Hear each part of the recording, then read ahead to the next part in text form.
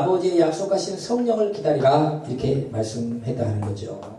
그래서 이 성령이 임하면 너희가 능력, 권능을 받고 예루살렘과 온 유다와 사마리아와 땅끝까지 이르러 내 증인이 되리라 약속하셨다 하는 겁니다. 그래서 우리가 항상 성령 충만해야 된다는 것이죠. 그래서 우리가 성령 충만할 때 우리는 능력이 임하고 증인이 될 수 있다. 증인.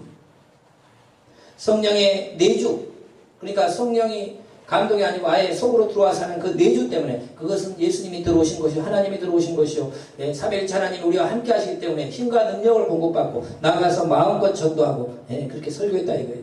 베드로가 예수님 십자가에 못 박아 죽일 때 나는 조그만 소녀 앞에서 예수님을 모른다고 3번 부인했던 그 베드로가 성령의 능력, 성령이 내주하고 들어가고 나니까 예루살렘 거리에 담대히 가서 외치면서 50일 전에 예수님을 죽였던 사람들이에요. 그 사람들 앞에서 회개하라.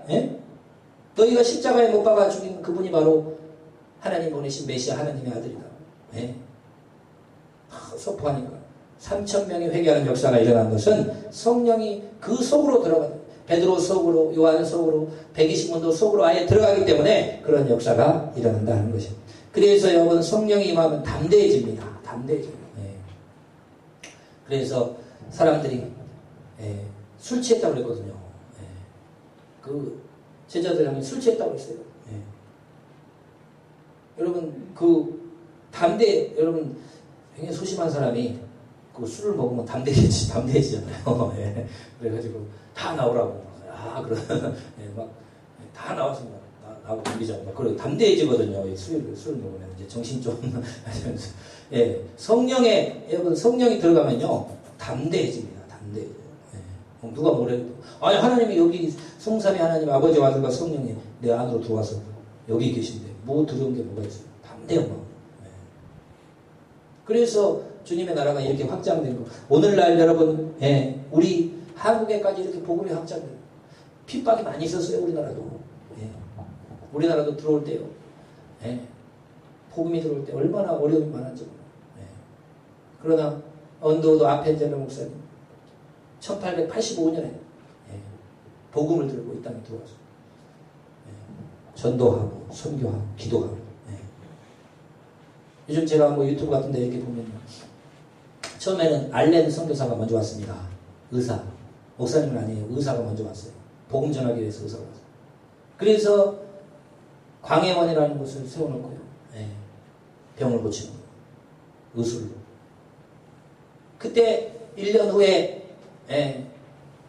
언더우드 성경 목사님이 와가지고 그 광해원에서 같이 사역을 하는 것입니다.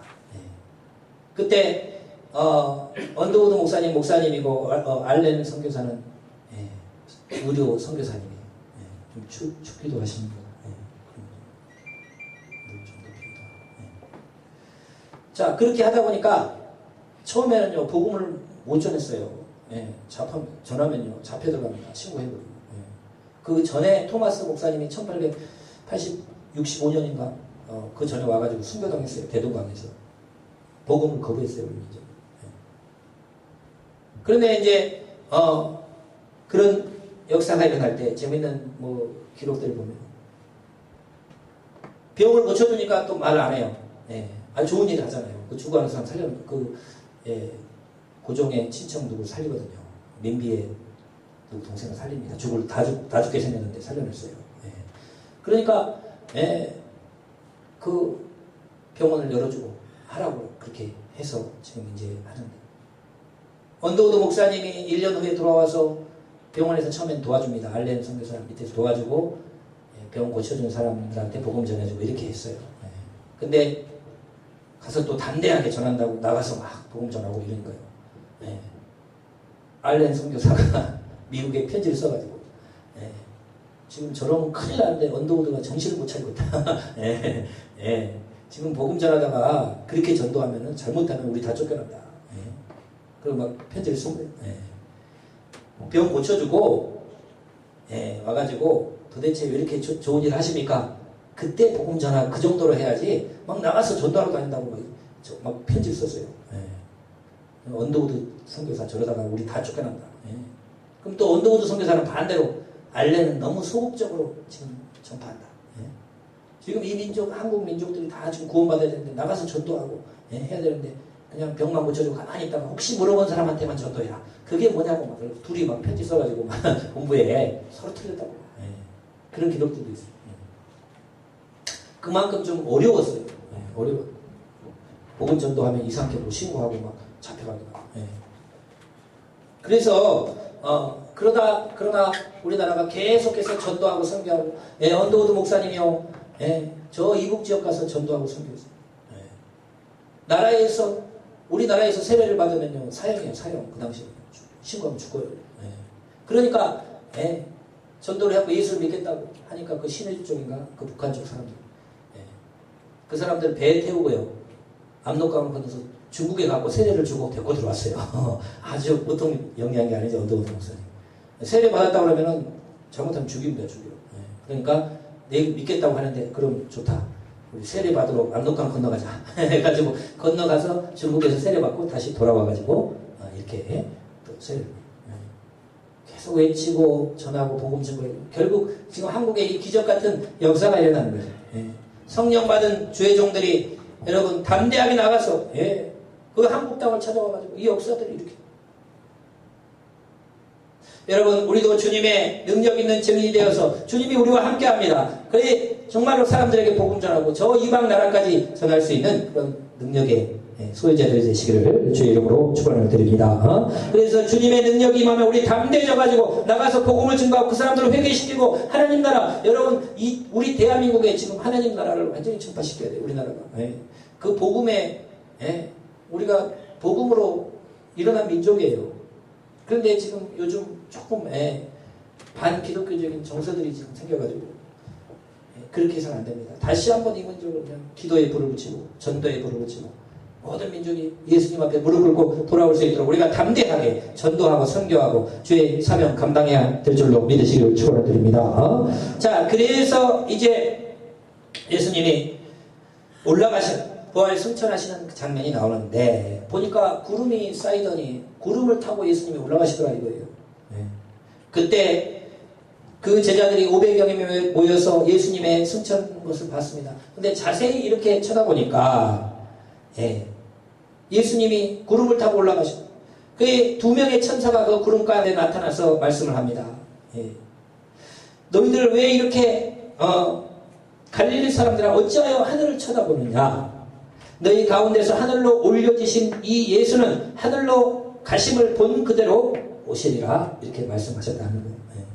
그러니까 지금 구름을 타고 올라가신 그대로 다시 구름을 타고 재림하시리라 이렇게 말씀하셨다는 거예요. 여러분 주님의 재림을 여러분 확실히 믿으시고 그 재림을 기다리시며 정말 천국 소망으로 살아가시는 여러분 되시기를 주의 이름으로 축원을 드립니다.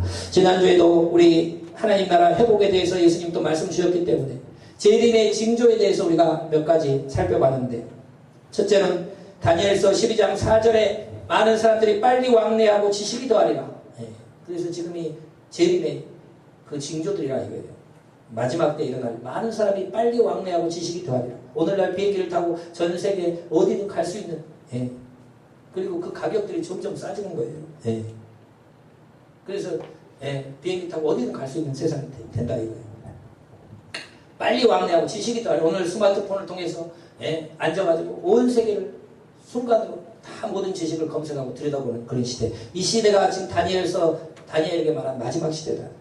또 민족이 나라가 나라를 대적하여 일어난다. 마태복음 24장 말씀처럼 전쟁의 큰 세계 대전이 일어난다 이거예요. 그리고 처처에 기근과 지진이 행행하게 된다. 그러니까 예수님 오시기 직전에 일어나는 일들이라 이거예요. 여러분 그래서 전쟁의 기운 1차 세계대전으로 여러분 4천만 명이 죽었어요. 4천만 명. 그러면 대한민국 인구 거기다가 1차 세계대전 죽고 우리나라도 막 다 휩쓸려. 우리는 일제의 지배를 받아버렸으니 그 당시에 또 이렇게 죽기도 하고 또 추운 분도 있고 2차 세계대전으로는 5천만 명 죽었습니다. 5천만 명. 대한민국 남한 인구 다가 2차 세계대전 때 죽었어요. 우리도 지금 그때 일본하고 같이 일본의 지배받고 그러니까 그래서 그렇지만 그것은 완전히 마지막 때는 아니다 하는 거예요. 마지막 전쟁, 3차 세계대전이 일어난다고 막 이제 그런 얘기를 하는데, 그러한 전쟁들이 기근과 지진, 그리고 민족이 민족을, 나라가 나라를 대적하는 그런 사건들이 일어난다 하는 것을 말씀한다는 겁니다. 또 예수님의 재림의 그 징조로서 기독교인들에 대한 전 세계적인 핍박이 난다, 그것을 말씀하고 있어요.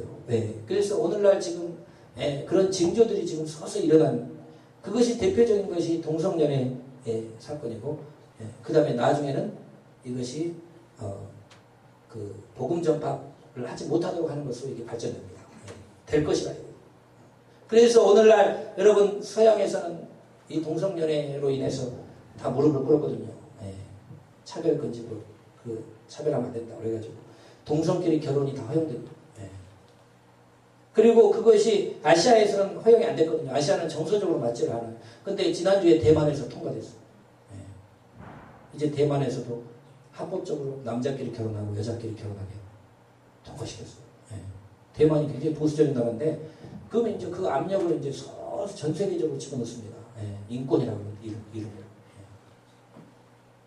그러면은 다른 종교 사람들은 큰 관심 없어요. 아니 그냥 그런가 보다.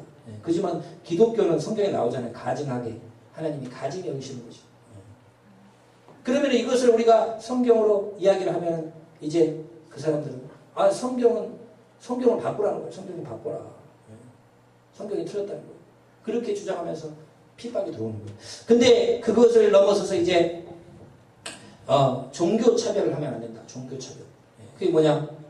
사도행전 4장 12절에 오직 예수 외에는 구원받을 만한 다른 이름을 주신 일이 없다. 이렇게 말씀했는데, 그러면 우리가 가서 복음 전하고 예수님 믿어 구원받아야 된다. 예수님 믿으면 천국, 예수 안 믿으면 불신 지옥. 이렇게 이야기를 하면 이제 나중에 사람들이 탁 걸고 넘어져요.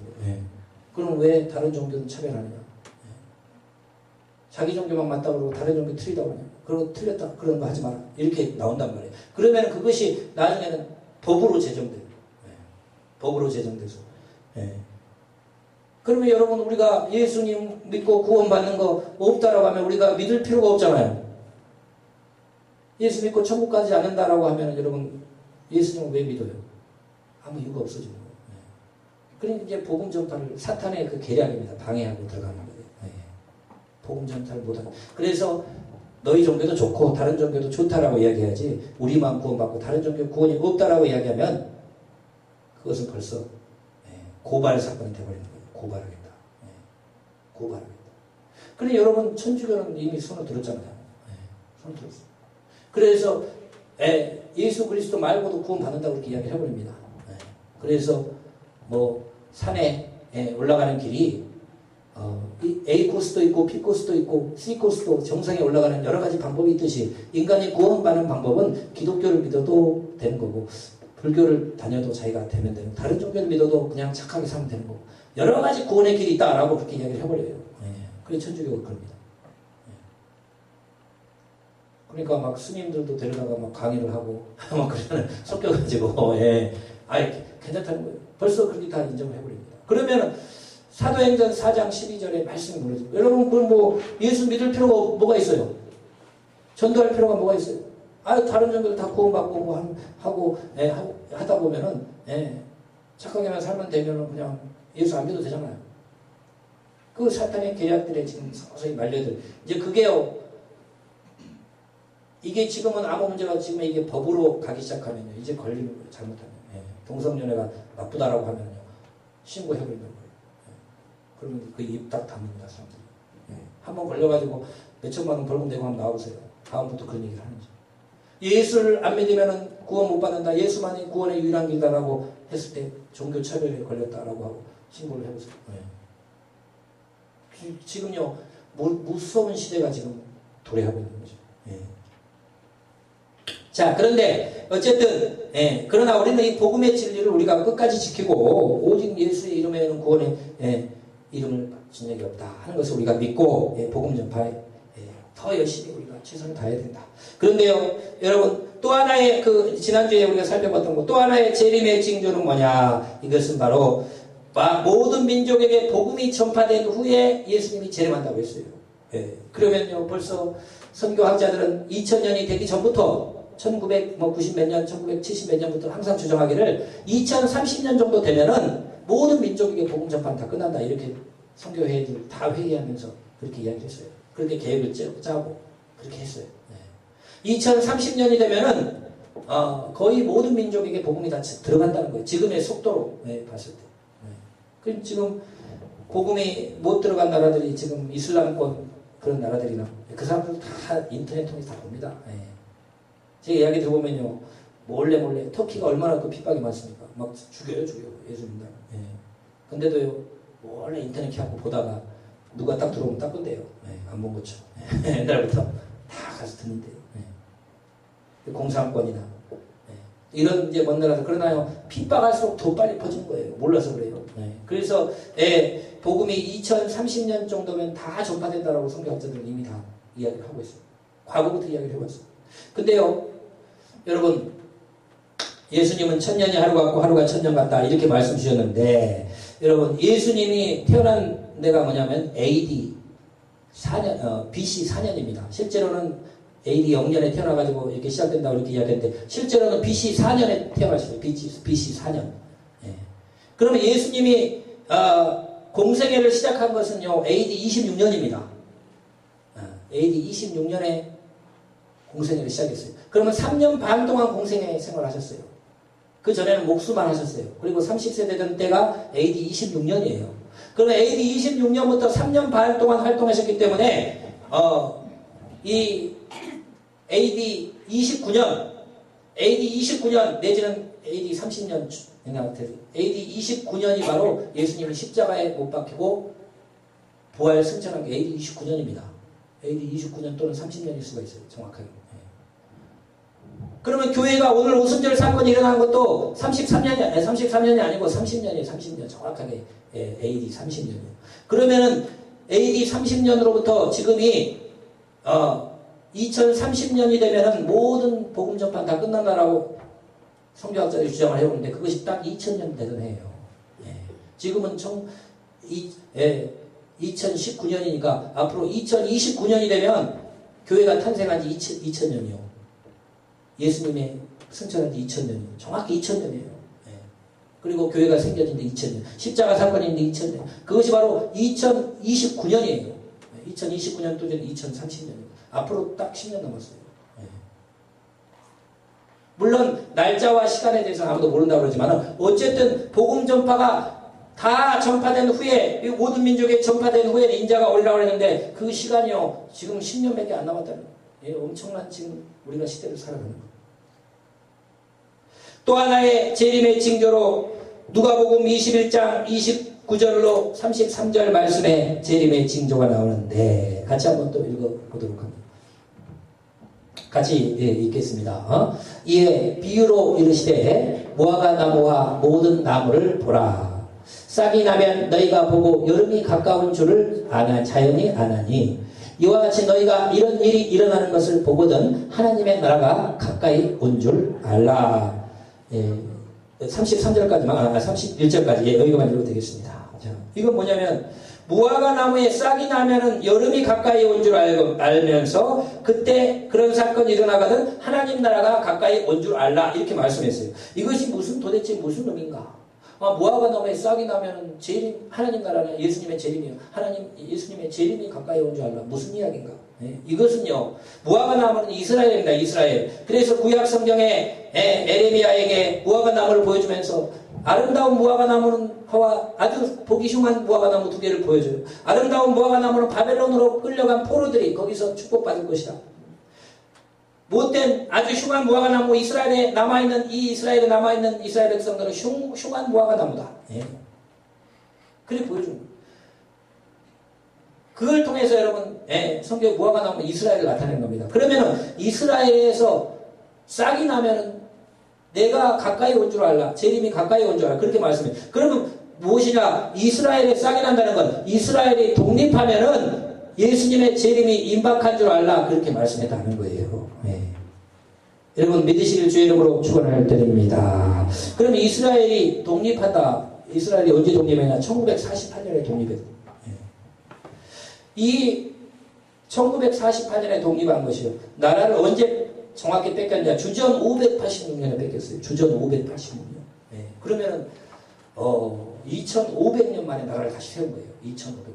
예수님 시대에도 물론 있었지만 그때는 로마의 식민지지 제대로 된 나라가 아니에요.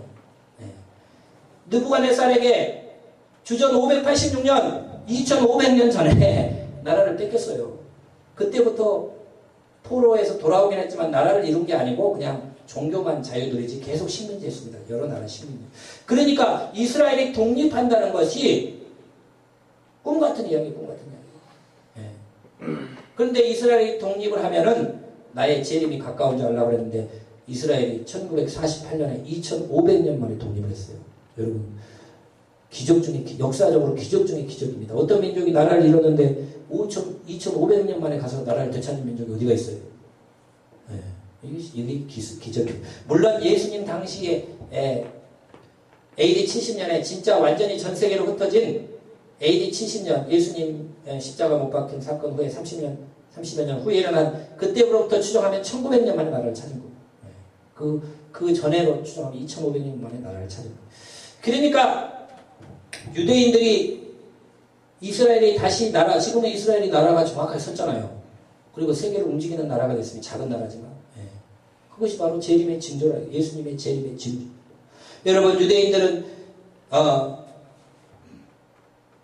예수님을 십자가에 못 박은 죄로 그 로마 식민지로 살다가 계속 독립운동을 하니까 로마가 완전히 멸망시켜버렸어요. 그래서 예수님 십자가에 달리신 30몇 년 지난 후에 AD 70년에 로마의 디도 장군이 와가지고 이스라엘을 완전히 사람 다 죽이고, 끝까지 저항하는 사람들 다 죽이고, 그 9만 7천 명 마지막 포로를 사로잡아가지고 로마로 다 끌고 갑니다. 전 세계로 흩어버립니다. 그래서 이 유대인들이 로마에 가가지고 로마의 그 콜로세움을 짓게 되는 거예요.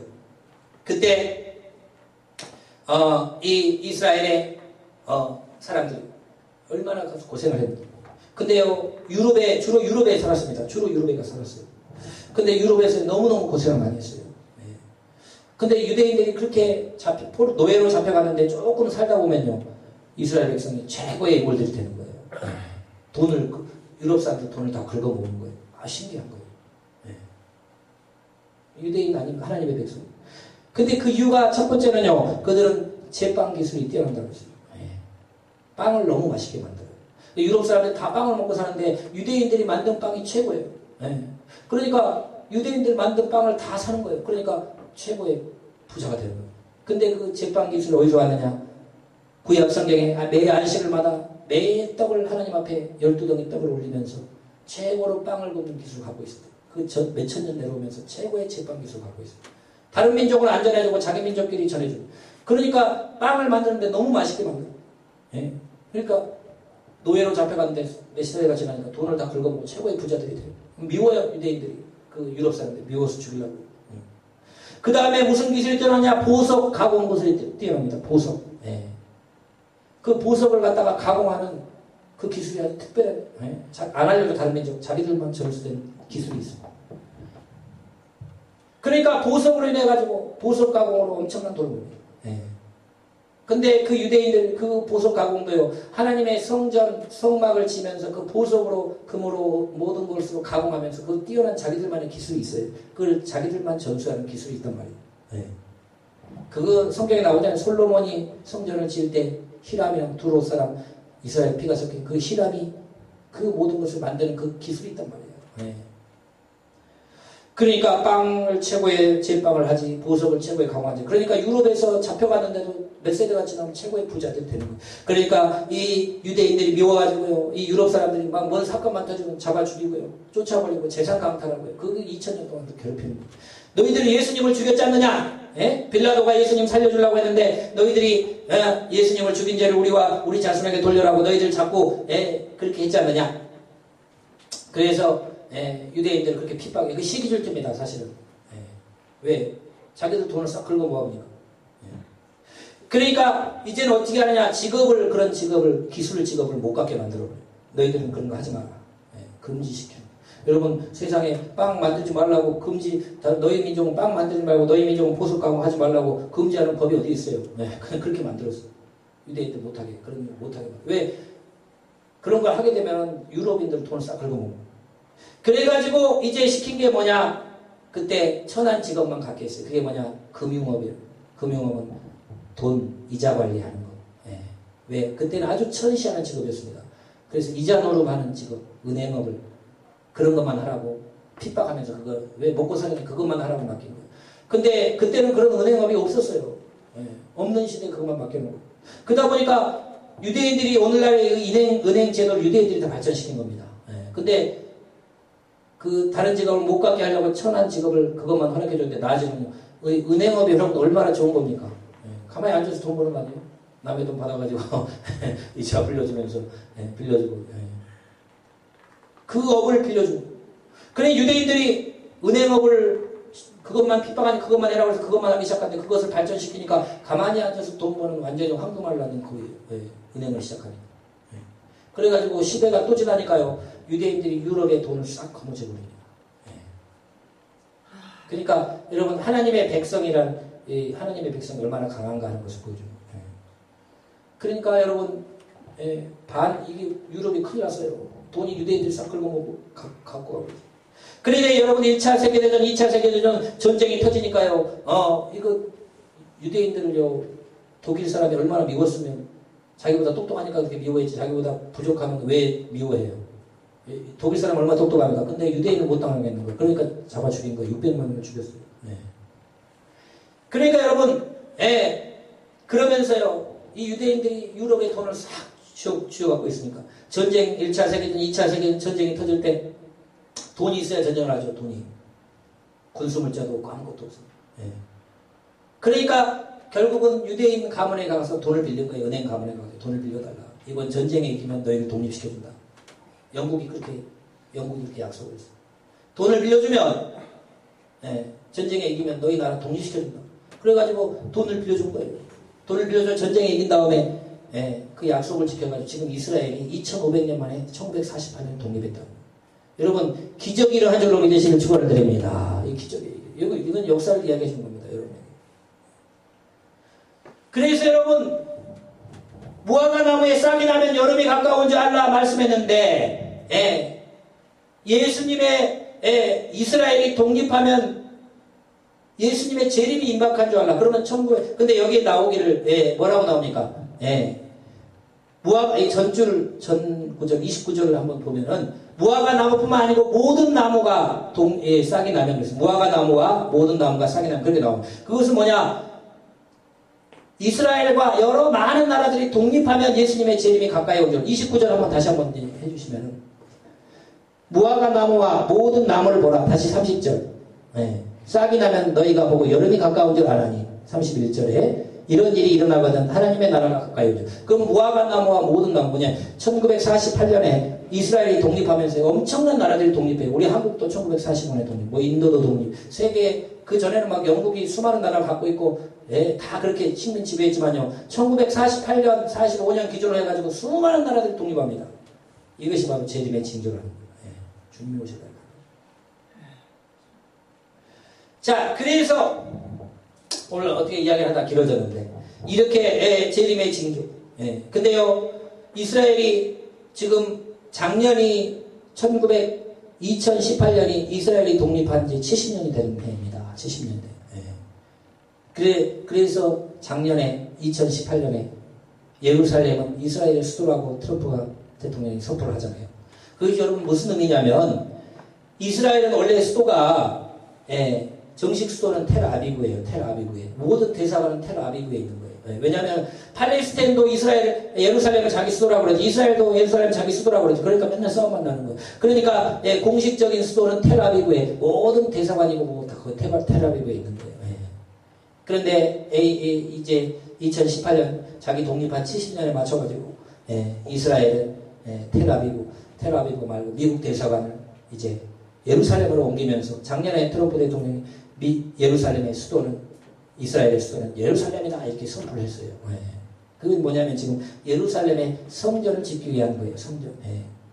지금 여러분 이 지금 있는 성전이 그 성전 벽만 남아있고 그 성전이 지금 없어요. 그 성전에 지금 이슬람 사원이 있어요. 오마르라는 그 사원이 있어요. 그것은 이슬람의 제2의 성지입니다. 그 성지가 그 로마가 무너뜨린 다음에 성벽만 남아있고 없어요.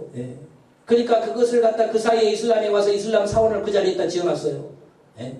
그래 지금 그 전쟁이 여러분 그 성전을 지금 다시 세우는 게 이스라엘의 소원이에요. 나라를 찾은 것은 첫 번째 소원이고 두 번째 소원은 그 성전 자리에 다시 성전 짓는 게 그들의 마지막 소원이에요.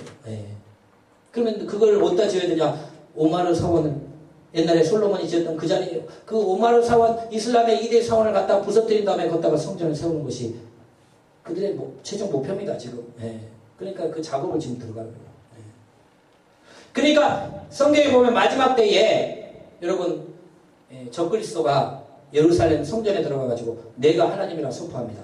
그것이 바로 이제 그런 사건이 일어나는데 그때 성전이 딱 지어져 있어요. 그러면 지금 성전이 지금 지으려고 하는 것이 지어진단 말이에요. 그러면 지어지면서 세계대전이 붙는단 말이에요. 왜냐? 여러분 이스라엘의 2대 사원을 여러분 무너뜨려버리고 걷다가 예루살렘 성전을 짓는데 가만히 있어요? 이슬람이? 전쟁 대전이 일어나는 거예요. 세계대전이. 그것이 지금 성경이 말하는 것이고 그 다음에 적그리스도가 임하는 것이고 그 다음에 핍박이 오는 것이고 그 다음에 예수님 재림이 오고 그 단계가 지금 굉장히 임박하다는 것을 우리가 알아야 된다. 오늘 시간이 많이 지나서 여기까지만 이야기하고 어쨌든 여러분 유대인이 회복되는 것이 바로 재림의 징조 무화과 나무에 싹이 나는 것이 재림이 가까운 줄 알았는데 우리가 그런 시대를 살아가고 있다는 것입니다.